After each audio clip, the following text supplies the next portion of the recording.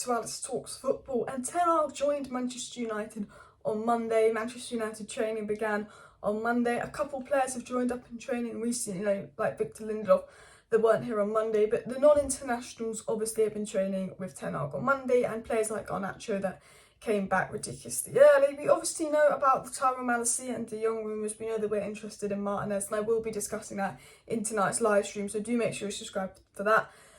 But in today's video, we're going to be talking about Erik Ten Hag's training sessions, what we know, looking at some of the footage that's been released from Erik Ten Hag's training sessions, some of the pictures and what's going on. And first of all, we do know that apparently they're going to be more intense, more passing based, more fitness based.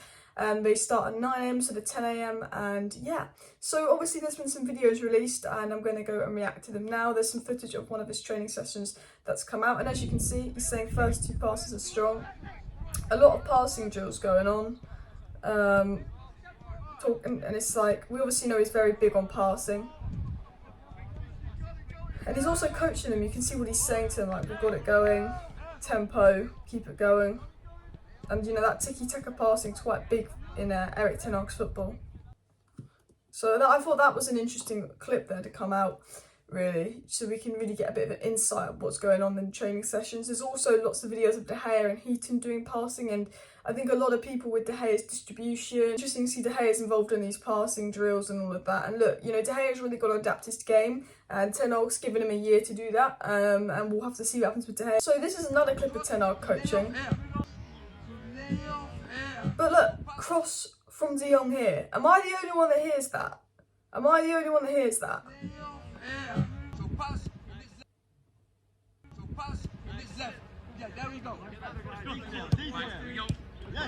But I'm hearing De Jong. Do you guys hear that? Do you guys hear that? Surely he's not saying you're pass to De Jong here, you're cross to De Jong here. Surely he's not saying that. He can't be. But I can't unhear that. I generally think, I don't know, is it pass to De Jong here? De Jong sounds like a long... I don't know what to make of that. Like, what do you guys hear? Do you hear pass to De Jong? Do you see, like... Because surely he won't be telling them this is where you're pass to De Jong. Surely... But then Man United obviously caption it, listen in. Is it like a hint? I don't know. There's more pictures that have been released of obviously De Gea in passing drills, obviously doing a lot of running drills as well. We can see players like Zidane, Iqbal, Amad Diallo and Alvaro Fernandez all in the mix as well. There's sort of pictures of Ten Hag talking to players, DONNY doing training and more that's been released as well.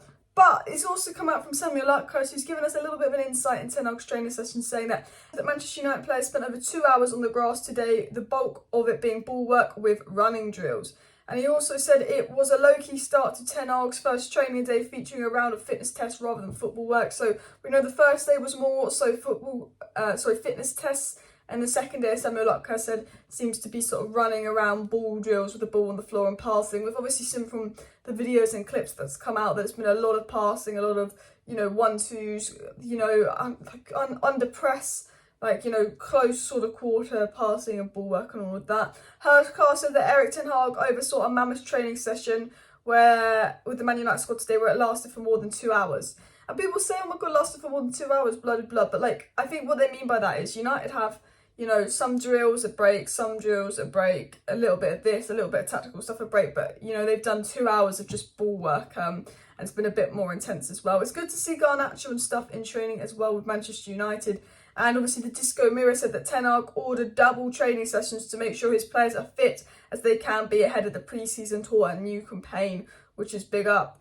And also apparently that Ten Hag insisted on having the grass on the pitches at United Carrington complex cut to 15mm to allow quicker passing. Ten Hag is understood to have got his wish. So Ten Hag is coming into Manchester United with demands big and fast. He is here to, 1, improve the work rate, 2, improve the mentality, and 3, improve the quality of the players. And you know that Ten Hag's got this elite winning mentality. The way he comes in, he makes this orders, the way he's so confident.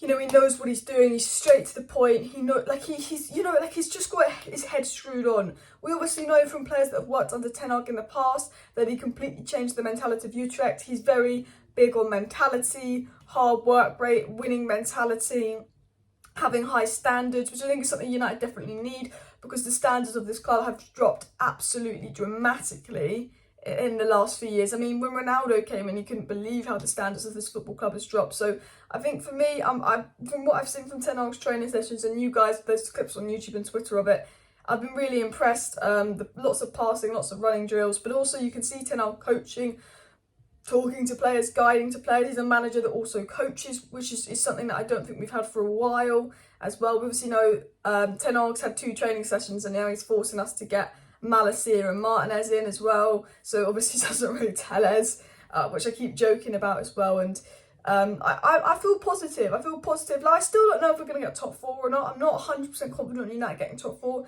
and having a good season. But just from watching Ten Hag, I'm positive he's the right coach. I'm positive he's an elite coach. And if he gets the backing, he will take us in the right direction. I'm also happy to see all the Man United players who I feel like really are starting to put a bit of work and effort in now. We know they didn't put work and effort into towards the end of last season. There was a tweet saying on Twitter that Mike Phelan, of all people, retweeted saying, shame Man United didn't put the effort they put in a pre-season into last season. And Mike Phelan retweeted that. But, you know, there's a lot of pictures of Man United players putting a lot of effort in, putting a lot of work in. And you know what annoys me is people are hating on them and slandering them. It's a new manager, it's a fresh start. Rashford, crap last season. Maguire, crap last season. Wan-Bissaka, crap last season. But if they're going to show some videos and clips of them running, doing extra training, why are you giving them hate for it? You know, you can say it's PR and all that, but at least you know they're doing something. At least you know they're trying. Rashford wants to get back to his best. You can say it's PR and all that, but Rashford does want to get back to his best.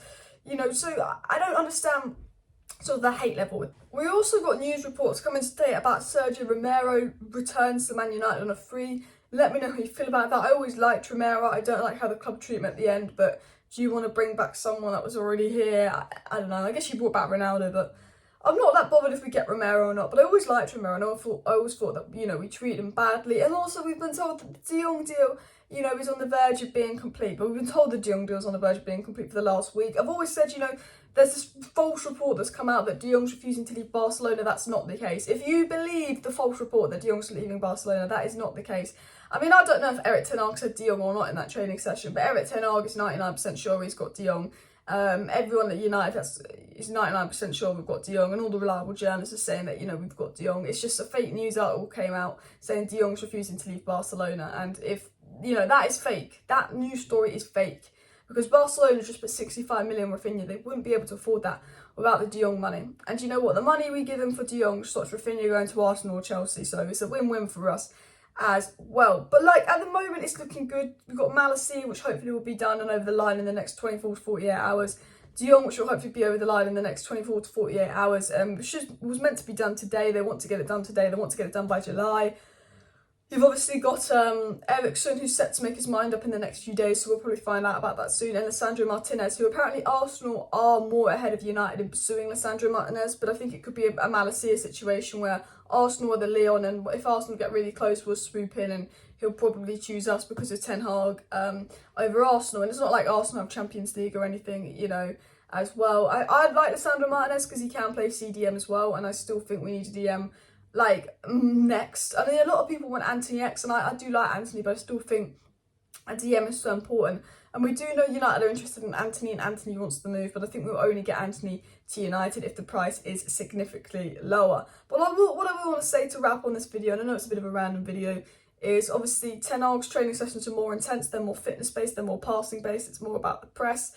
We can see De Gea doing passing drills. You know, it's really important to pass out from the back and the way that Ten Hag plays. And also what I do like about Ten Hag's training sessions is he's getting a chance to work with the youngsters. And a lot of the videos I've seen, Amad Diallo is looking really, really good and leading the line. You've obviously got Donny van der Beek smiling and looking happy, but players like Donny van der Beek and Amad Diallo might be getting the chances, although I don't think they got under previous managers, and I still think there's a good player in Amad, and I've always believed there's a good player in Donny. I think we all have, so it'd be nice to see them get the chances. You know, I think there had been favouritism under Ollie. I mean, we know there was fucking favouritism under Ollie, Alice, like that, you know, but, you know, I think, you know, we're actually going to see players be given opportunity. I'm interested to see Ethan Laird, because obviously with the right back situation, but obviously Wan-Bissaka's putting in the work.